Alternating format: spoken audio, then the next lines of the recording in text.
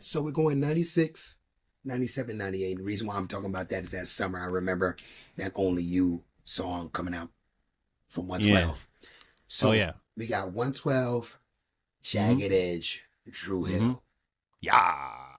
right? So we got those three R&B groups. Mm-hmm. For you, who takes the number one spot? Dru Hill, Jagged Edge, and 112. Yes.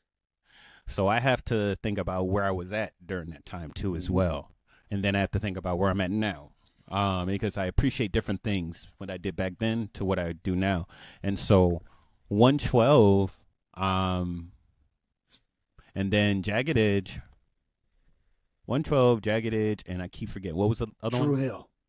Dru Hill. All right, so um,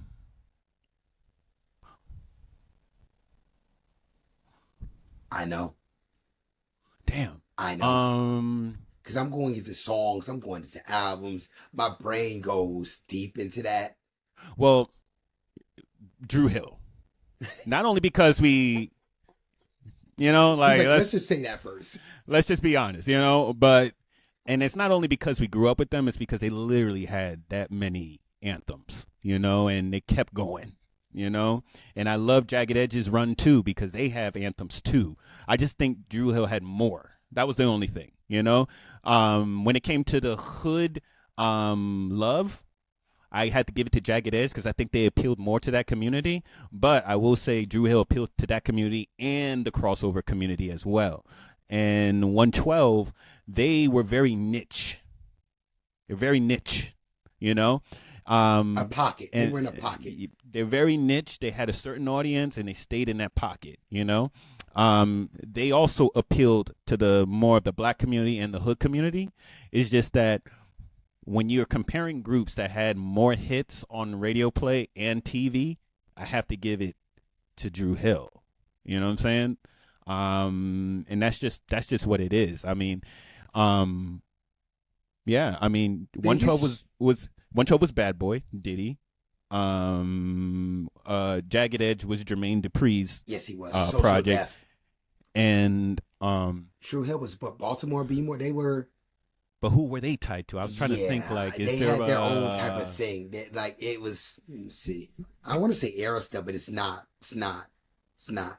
but not only the label, but who's the person behind it? And that's what I'm trying to I find remember this out. story was interesting. Like, it wasn't something it was strange how they got put on.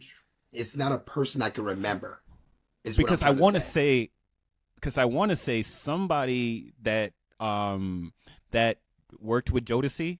I would say, is it somebody that worked with Jodeci This is that my may have worked with Dru question. Hill? Because Dru Hill was just another version of Jodeci, This is my question to you. literally. That was my question to you. Did So they take over the Jodeci realm like that? ah, No. I mean, for that time, like from that yeah, 90s, yeah, they 97 were to Jodeci. that, like Yeah, the yeah, fix. I mean, that fix that you needed. You yeah, know what I mean? That hit of Jodeci. yeah.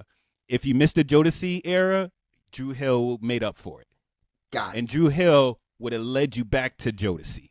They would have caused you to do research on Jodeci because Cisco freaking took his ad libs, Yeah, it took and they had KC's. the fat dude as well, Cisco and they and were the both KC were dominant going. singers.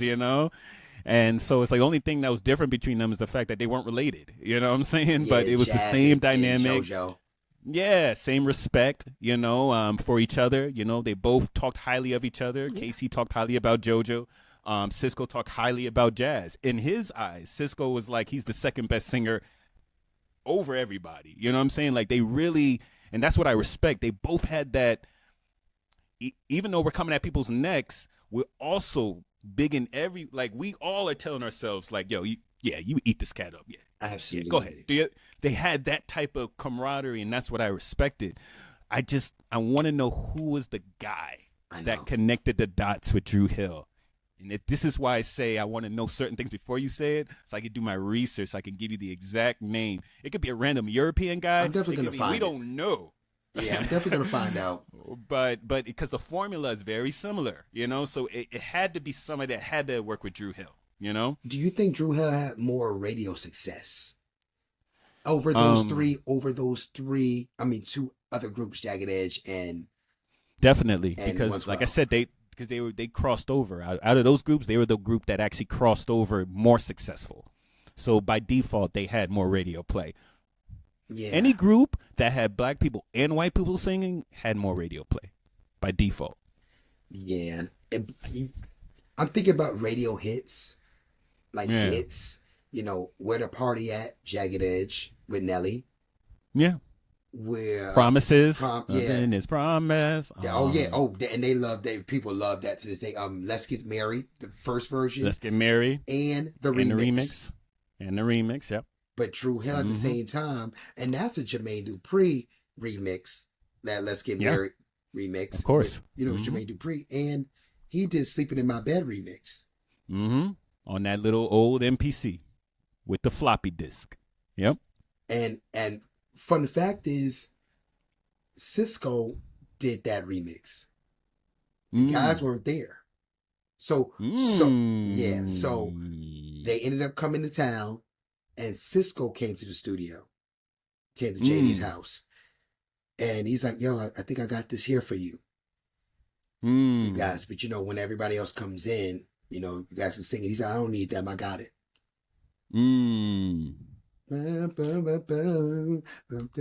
all of a sudden, he was like, what? He's like, no, I don't need them. I got it. Knocked it out. Yeah. They came in and did the stuff after, but he knocked everything out there. But what ended up happening is Usher and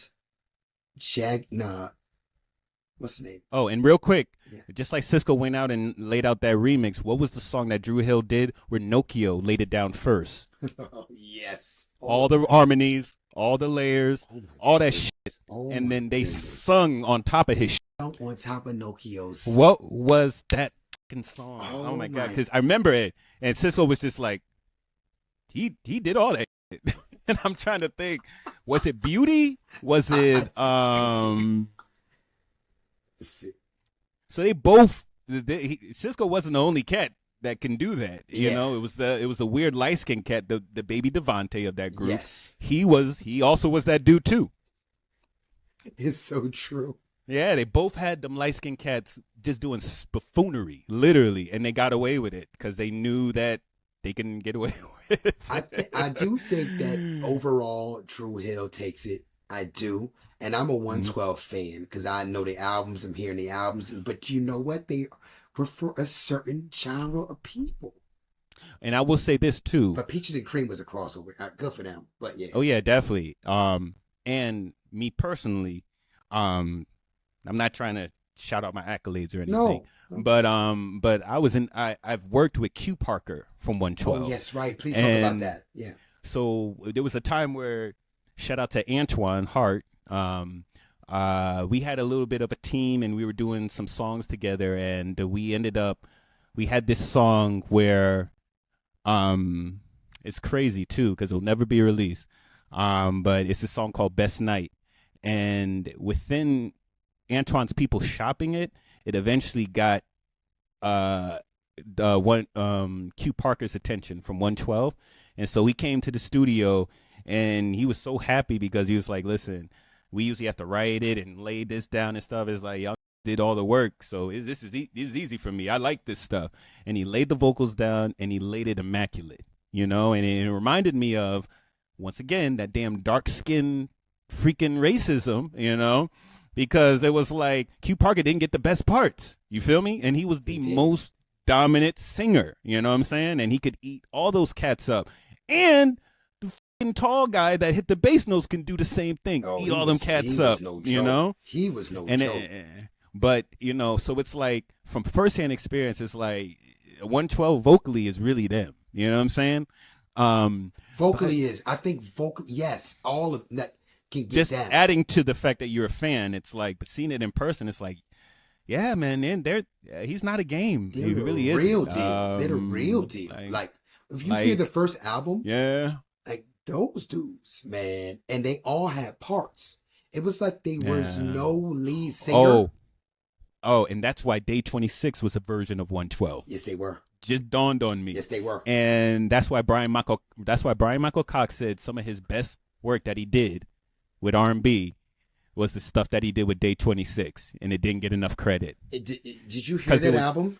It was the same thing, like you know what I'm saying? Like you said, I didn't hear that was- album, but there was the like album so was many beautiful. hits. The album was beautiful, man. I have to re-listen to it. I mean, I can sing you the songs I want you to hear, dude. Listen, Yeah, I know. Yeah, it's crazy. I wish I could play it right now, but we won't. You know how YouTube will do. YouTube will do us wrong and strike us. But I mean, those dudes. It was some beautiful work. Yeah. Brian Michael Cox, yes. And it was some Brian Michael Cox songs. Unbelievable. And even the women too. What's that song? King? If you hear me, and the girls like them too. Come together. They messed up. Out the tile. They messed up. That was crazy. They had a chance.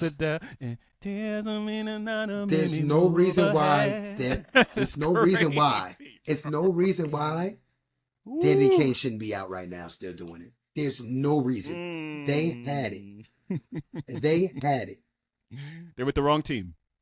True. But they needed somebody to manage those egos too. They needed somebody to manage those egos and say, listen, y'all got an opportunity. Y'all can actually outlast the test of time of groups. Yeah, because they were so good together. Oh my goodness. Not a lot of groups is like just all they have to do talent is say, no matter what, we're gonna stick together. If they did that, it would be a whole lot different. And but Dawn was there, so that never was gonna happen. Dawn. I know you're talking about. Yeah. I didn't want to say nothing. Yep. It was Dawn, yeah. I didn't want to say anything. I know what you meant. I'm not talking about she was the whole reason. I'm just saying that they wouldn't have stayed together as long as Dawn was there. Regardless. Her ass was going to go solo real quick, you know? Because that's where she was at. I know. You know? And now look at the fruit of that, though. You know, she, Yeah, just certain people. Just because you think you could go solo don't mean it's going to work out for you, you know? Yeah, I hear you with that. So shout out to she was dope, though. Yeah.